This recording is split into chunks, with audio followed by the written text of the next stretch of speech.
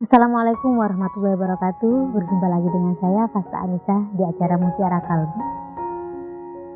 Kisah kakak beradik beda nasib.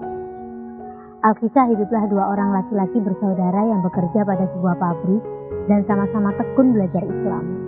Sama-sama mengamalkan ilmunya dalam kehidupan sehari-hari semaksimal mungkin. Mereka acap kali harus berjalan kaki untuk sampai ke rumah guru agamanya. Jaraknya sekitar 10 km dari rumah peninggalan orang tua mereka. Suatu ketika sang kakak berdoa memohon rezeki agar bisa membeli sebuah mobil supaya dapat dipergunakan untuk sarana angkutan dia dan adiknya. Bila pergi mengaji, Allah pun mengabulkannya. Tak lama kemudian sebuah mobil dapat dia miliki dikarenakan mendapatkan bonus dari perusahaan tempat dia bekerja. Lalu sang kakak kembali berdoa memohon seorang istri yang sempurna. Allah kembali mengabulkannya. Tak lama kemudian, sang kakak bersanding dengan seorang gadis yang cantik serta baik akhlaknya. Kemudian berturut-turut sang kakak berdoa memohon kepada Allah akan sebuah rumah yang nyaman, pekerjaan yang layak dan lain-lain. Dengan itikad supaya bisa lebih ringan dalam mendekatkan diri kepada Allah, dan Allah selalu mengabulkan semua doanya itu. Sementara itu, sang adik tak ada perubahan sama sekali. Hidupnya tetap sederhana dan tetap tinggal di rumah peninggalan orang tuanya yang dulu dia tempati bersama dengan kakaknya. Namun karena kakaknya sangat sibuk dengan pekerjaannya sehingga tak dapat lagi mengikuti pengajian, maka sang adik sering kali harus berjalan kaki untuk mengaji ke rumah guru mereka. Karena mobil sang kakak selalu digunakan untuk bekerja, sementara sang adik tak memiliki satu kendaraan pun. Suatu saat sang kakak merenungkan dan membandingkan perjalanan hidupnya dengan sang adik. Dia teringat bahwa adiknya selalu membaca selembar kertas saat dia berdoa, menandakan adiknya tidak pernah hafal bacaan untuk berdoa. Lalu datanglah ia kepada adiknya untuk menasihati adiknya supaya selalu berdoa kepada Allah dan berupaya untuk membersihkan hatinya. Karena dia merasa adiknya masih berhati kotor sehingga doa-doanya tidak dikabulkan oleh Allah Azza wa Jalla. Sang adik terenyuh dan merasa sangat bersyukur sekali mempunyai kakak yang begitu menyayanginya. Dan dia mengucapkan terima kasih kepada kakaknya atas nasihat itu.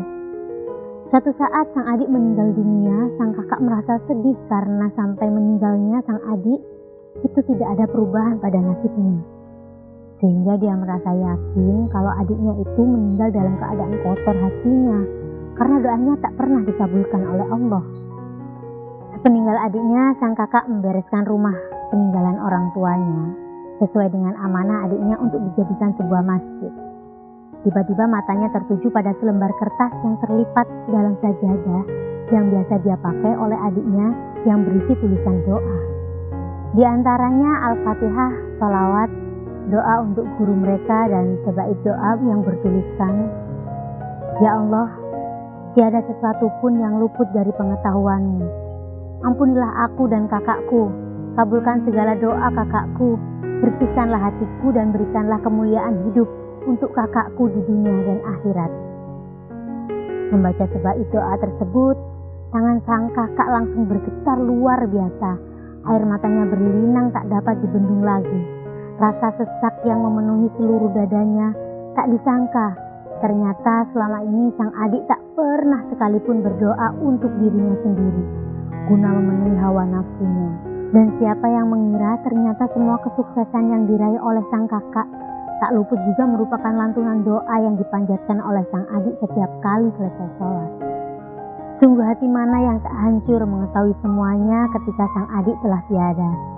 Sang kakak tak mampu lagi mengucapkan terima kasih maupun meminta maaf kepada sang adik karena telah berburuk sangka kepada saudaranya.